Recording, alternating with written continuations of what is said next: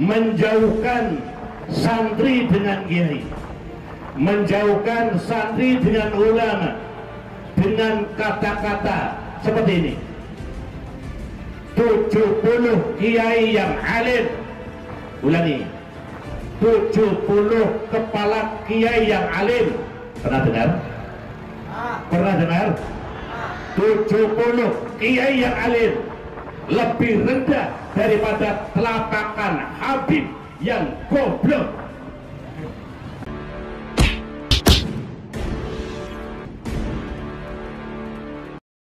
Assalamualaikum warahmatullahi wabarakatuh. Om Swastiastu, Namo Buddhaya, salam kebajikan. Pada momentum Hari Santri ini ada banyak titik di mana para santri dan ulama, pengurus NU di semua tingkatan melakukan upacara Hari Santri. Momen-momen yang sangat luar biasa bagi para kiai-kiai, para ulama untuk memberikan wejangan di depan para santri. Kali ini ada satu video sebagaimana yang saya cuplikan di awal itu. Seorang kiai dari Kecamatan Ulian memberikan satu pernyataan yang sangat tegas terkait dengan momentum Hari Santri, bahwa pada prinsipnya momentum Hari Santri ini harus betul-betul dimaknai dalam konteks dua hal, bahwa Hari Santri itu adalah merupakan momentum di mana dulu para kiai santri berjibaku untuk mengusir penjajah. Yang kedua adalah dalam konteks mempertahankan kemerdekaan Republik Indonesia pada tahun 1945. Oleh karena itu, Pak Kiai menyampaikan bahwa media sosial hari ini dipenuhi dengan berbagai macam informasi yang sepertinya akan mengancam generasi kita. Salah satunya itu adanya pernyataan seperti yang saya sematkan di video di awal, bahwa 70 kiai yang alim itu masih lebih mulia telapak kaki habaib. Nah, tentu pernyataan-pernyataan seperti ini memang sangat menjadi wajar kalau kemudian membuat para ulama-ulama dan kiai pribumi meradang. Dan ada dua lagi yang beliau sampaikan di dalam ceramah tersebut. Untuk lebih jelasnya, mari kita simak bagaimana penegasan Pak Kiai dan kita akan mencoba memberikan reaksi terhadap pernyataan tersebut. Yang kita hormati bersama pengurus PAC anak cabang Muslimat Aliyat. Semoga beliau-beliau diberi hidayah oleh Allah Subhanahu wa Ta'ala, Muslimat semakin jaya. Tidak lupa kepada pengurus anak cabang Fatayat, anak cabang GP Ansor, Banser, dan seluruh pengurus NU yang ada di Kecamatan Alian, ranting NU, ranting Fatayat, ranting Muslimat, dan GP Ansor seluruh Kecamatan Alian yang kita hormati bersama. Hadirin wal hadirat rahimakumullah. Mari kita bersama-sama membaca hamdalah alhamdulillahirabbil, yang pada kesempatan pagi hari ini kita masih diberi umur panjang dan sehat, sehingga pada kesempatan ini kita bersama ngumpul di lapangan Krakal, lapangan pemandian, dalam rangka merayakan Hari Santri Nasional yang ke-10. Tepuk tangan untuk santri-santri semuanya. Bapak Ibu, sebelum saya menyampaikan panjang dan lebar, saya merasa ternyuh karena melihat lulu lalang kendaraan yang ngurusi kesehatan. Di sini tertera Pusling Alian, betul? Saya sedikit cerita. Saya ini orang yang ya mungkin berkali-kali ke Tanah Suci. Kondisi Tanah Suci jika kita bandingkan di Indonesia, satu contoh, Setiap hari situasi Masjidil Haram tidak kurang dari 1 juta manusia di setiap harinya. Tetapi ketika jamaah yang ada di Masjidil Haram, jamaah haji maupun umroh, ketika akan mencari puskesmas istilah di Indonesia, kalau di sana klinik kesehatan, mustasfa, di sana sangat kesulitan. Saya pernah mencari satu tempat untuk pengobatan jamaah saya yang sakit, ternyata untuk mencari tempatnya saja ini menghabiskan uang Rp400.000. Tetapi di Indonesia kita harus bangga dan bersyukur hanya dengan sepak bola yang diselenggarakan oleh panitia. Dan seperti pagi hari ini peringatan Hari Santri, disinilah mobil untuk ngurusi kesehatan warga masyarakat selalu tampil dan selalu warawiri yang kita diam. Tepuk tangan untuk puskesmas. Hadirin sekalian yang berbahagia, resolusi jihad tanggal 22 Oktober 1945 yang lalu ini isinya ada 2 isi pokok. Yang pertama adalah melawan penjajah, betul? Yang kedua adalah mempertahankan kemerdekaan negara Republik Indonesia. Ini dulu. Bagaimana untuk santri-santri sekarang? Bagaimana untuk kiai-kiai sekarang? Karena kita tidak berhadapan dengan Belanda, kita tidak berhadapan dengan senjata. Apa yang harus kita lakukan saat-saat ini? Para Bapak Ibu hadirin sekalian, kita semua ingat, kita santri berkewajiban untuk melawan penjajah.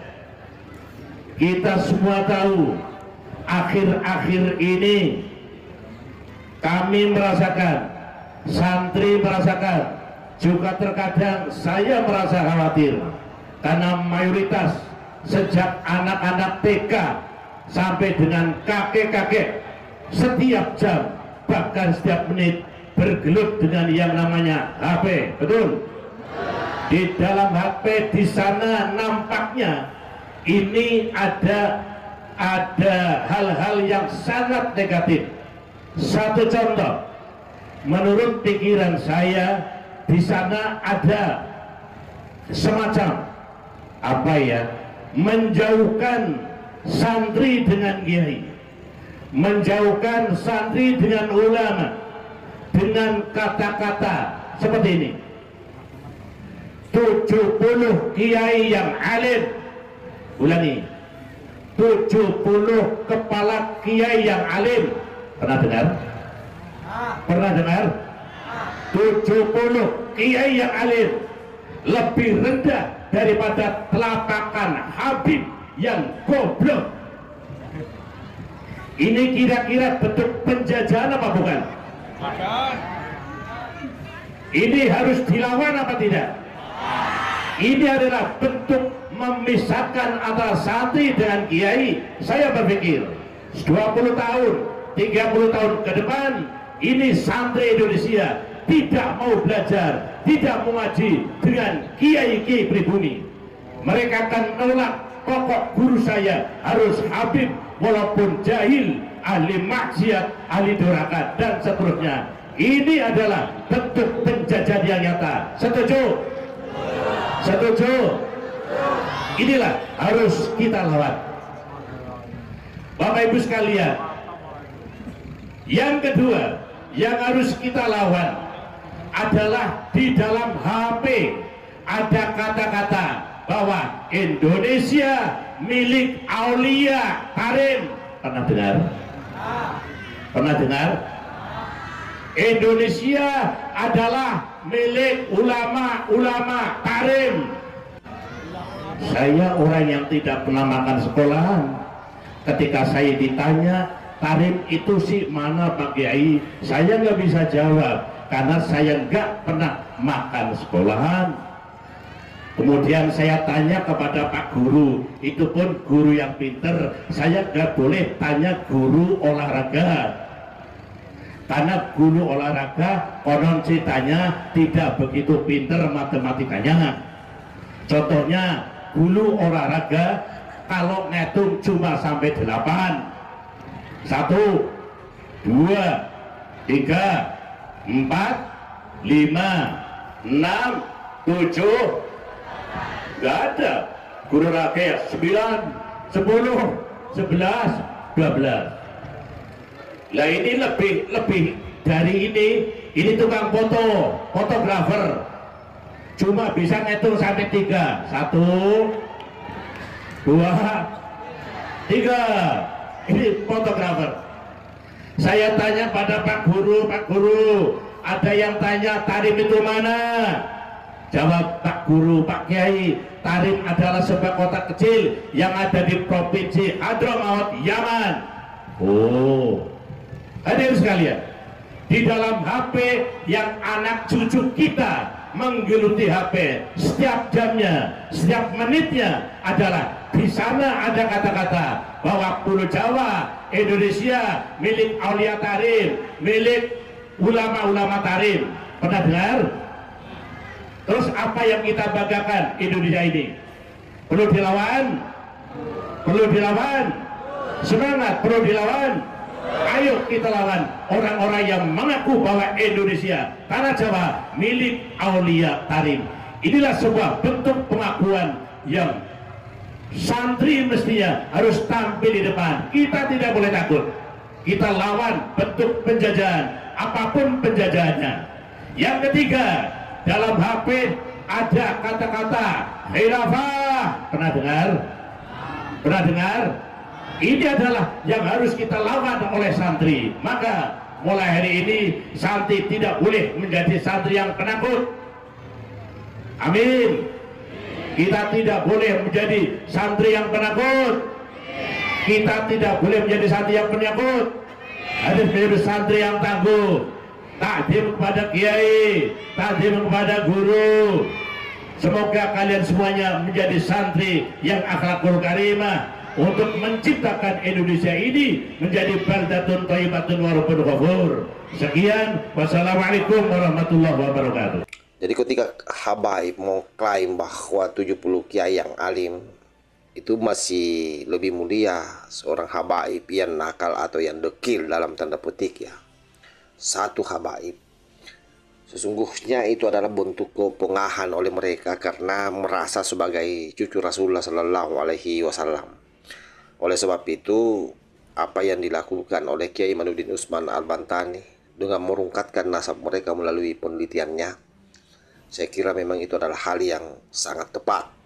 Sebab mereka songong selama ini karena merasa sebagai cucu Rasulullah Sallallahu Alaihi Wasallam, sehingga selalu merasa akan mendapatkan privilege di dalam agama Islam, padahal mereka keliru. Nabi besar Muhammad Sallallahu Alaihi Wasallam sungguh-sungguh kedatangannya adalah bagaimana menghapus perbudakan yang ada di masanya. Tentu dalam konteks hari ini sebagai orang yang beragama Islam harus mengikuti itu. Tetapi oleh mereka yang merasa cucu Rasulullah Sallallahu Alaihi Wasallam justru berbanding terbalik dengan apa yang menjadi tuntunan daripada Rasulullah Sallallahu Alaihi Wasallam. Yang kedua, ketika Pak Kiai mengatakan bahwa Indonesia milik Aulia Tarim, sesungguhnya ini adalah bentuk klaim wilayah, penjajahan menurut saya yang memang harus dilawan. Sebab bagaimanapun juga yang namanya klaim-klaim satu wilayah harus diakui bahwa itu adalah salah satu cara untuk bagaimana supaya mereka bisa mengatur wilayah-wilayah di mana mereka berada, baik itu secara ekonomi, secara politik, dan secara sosial. Jadi jangan dianggap bahwa penjajahan itu harus dalam bentuk penguasaan wilayah geografis. Juga pada aspek-aspek urusan-urusan sosiologi, kemasyarakatan, politik, ekonomi, itu juga kadang-kadang menjadi bagian daripada penjajahan, dan itu ya memang jauh lebih efektif, dan seperti itulah yang dilakukan oleh mereka sampai hari ini. Bisa dibayangkan misalnya seorang ulama NU yang diundang ceramah hanya di amplopi 50.000, sementara kalau mereka yang diundang ya 50 jutaan, 30 jutaan, bahkan katanya ada sampai ratusan juta. Itu bahayanya, karena kenapa? Mereka sudah dianggap sebagai cucu Rasulullah. Orang sangat beruntung sekali mendatangkan habaib-habaib, karena seperti itulah yang dibangun selama ini. Yang ketiga yang disampaikan oleh Pak Kiai adalah terkait soal khilafah yang juga harus dilawan oleh beliau. Sepertinya Pak Kiai memang betul-betul melek informasi ya, dimana kita tahu bahwa memang khilafah atau dalam versi Rizik Syihab NKRI Bersyariah itu artinya mau melabrak apa yang sudah menjadi kesepakatan para ulama kita, yakni menjadikan Pancasila sebagai dasar negara, Bhinneka Tunggal Ika sebagaimana memang realitas kehidupan berbangsa kita, di mana kita terdiri dari banyak suku, banyak bangsa, banyak agama, ragam budaya dan bahasa di dalamnya yang memang harus diikat dengan satu dasar negara, yaitu Pancasila, sehingga semua di dalamnya bisa hidup rukun. Ini berbanding terbalik dengan konsep sistem khilafah yang ditawarkan oleh mereka para kadrun-kadrun keparat, atau yang hari ini dalam perspektif Rizik Syihab sekali lagi NKRI Bersyariah. Semua ini harus dilawan. Saya kira demikian sahabat. Mudah-mudahan video ini ada manfaatnya. Wallahul muwaffiq ila aqwamit thoriq. Wassalamualaikum warahmatullahi wabarakatuh.